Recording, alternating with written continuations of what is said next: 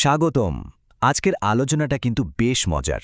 আমরা ইতিহাসের এমন একটা সংঘাত নিয়ে কথা বলবো যেখানে এক বিশাল সাম্রাজ্য এক অসম শক্তির কাছে এসে বারবার হোঁচট খাচ্ছিল। তো প্রশ্নটা হচ্ছে মুঘল সাম্রাজ্য, যা কিনা তখনকার বিশ্বের অন্যতম ধনী আর শক্তিশালী শক্তি, তারা কেন দক্ষিণ ভারতের একটা রুক্ষ মালভূমি জয় করতে পারল না? চলুন এই রহস্যেরই গভীরে যাওয়া যাক। আচ্ছা, তাহলে দেখে নেওয়া যাক আমরা কিভাবে এগোব। প্রথমে আমরা মুঘলদের বিশাল পরিকল্পনার কথা জানব, তারপর দেখব তাদের সামনে কে এসে দাঁড়িয়েছিলেন, এরপর তার অবিশ্বাস্য রণকৌশল নিয়ে কথা বলবো এবং সবশেষে দেখব এর প্রভাব কতটা সুদূর প্রসারী ছিল। তো চলুন প্রথমে মোঘলদের দিকটা একটু দেখি। সম্রাট আওরঙ্গজেবের নেতৃত্বে তাদের লক্ষ্যটা ঠিক কতটা বড় ছিল সেটা বোঝা খুব দরকার। একবার ভাবুন তো, মুঘল সাম্রাজ্য তখন বিশ্বের অর্থনীতির প্রায় 1/4 নিয়ন্ত্রণ করছে।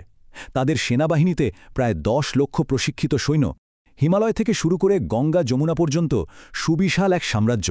আওরঙ্গজেবের কাছে দাক্ষিণাত্য জয় করাটা কিন্তু শুধু আরেকটা যুদ্ধ ছিল না, এটা ছিল পুরো ভারতবর্ষকে এক শাসনের তলায় আনার শেষ ধাপ। দক্ষিণে ঢোকার চাবিকাঠি ছিল এই দাক্ষিণাত্য, আর এর বিপুল ধনসম্পদের কথাও ভুলে গেলে চলবে না। কিন্তু দাক্ষিণাত্য জয় করাটা অত সহজ ছিল না, কারণ সেখানে তখন এক নতুন শক্তির জন্ম হচ্ছিল, আর তার নেতৃত্বে ছিলেন একজন অসাধারণ ব্যক্তিত্ব, ছত্রপতি শিবাজী মহারাজ। হ্যাঁ, এই পাহাড়ি কঠিন ভূখণ্ড থেকেই উঠে এসেছিলেন মারাঠারা, আর তারাই মুঘল শাসনের একেবারে গোড়ায় নাড়া দিয়েছিল। শিবাজির উত্থান কিন্তু খুব দ্রুত হয়েছিল। একজন সেনাপতির ছেলে থেকে শুরু করে ছোট ছোট দুর্গ দখল করতে করতে তিনি একটা স্বাধীন রাজ্যের ভিত্তি স্থাপন করেন এবং শেষ পর্যন্ত ছত্রপতি বা সার্বভৌম রাজা হিসেবে অভিষিক্ত হয়ে এক নতুন মারাঠা রাজ্যের সূচনা করেন। তাহলে চলুন এবার দেখি এই লড়াইটা কিভাবে একটা দীর্ঘস্থায়ী রক্তক্ষয়ী সংঘাতে রূপ নিল, যা মুঘল সাম্রাজ্যকে ভেতর থেকে দুর্বল করে দিচ্ছিল। এখানেই আসল ব্যাপারটা লুকিয়ে আছে। দুই পক্ষের শক্তির মধ্যে আকাশ পাতাল তফাৎ ছিল। একদিকে বিশাল ভারী মোঘল সেনা যারা খোলা মাঠে যুদ্ধ করতে অভ্যস্ত, আর অন্যদিকে হালকা কিন্তু অত্যন্ত দ্রুতগামী মারাঠা বাহিনী যারা অতর্কিত আক্রমণে পারদর্শী। একটা মারাঠা প্রবাদ আছে যা তাদের রণনীতির মূল কথাটা খুব সুন্দরভাবে বলে দেয়। এই ভূমি ছিল আমাদের সবচেয়ে বড় দুর্গ, পাহাড় এবং নদীগুলোই ছিল আমাদের প্রাচীর। শিবাজি আসলে দাক্ষিণাত্যের এই কঠিন ভূগোলকেই তার সবচেয়ে বড় অস্ত্র বানিয়েছিলেন। শিবাজির রণকৌশলটা ছিল আসলে খুব সহজ কিন্তু মারাত্মক কার্যকর।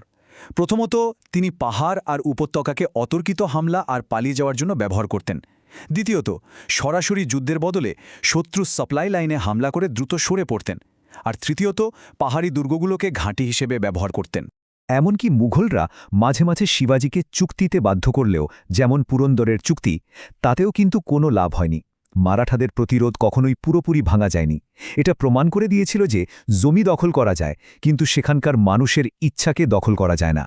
ভাবা যায় ২৭টা বছর সম্রাট আওরঙ্গজেব নিজের দাক্ষিণাত্যের ২৭ বছর কাটিয়েছিলেন এই লড়াইয়ে।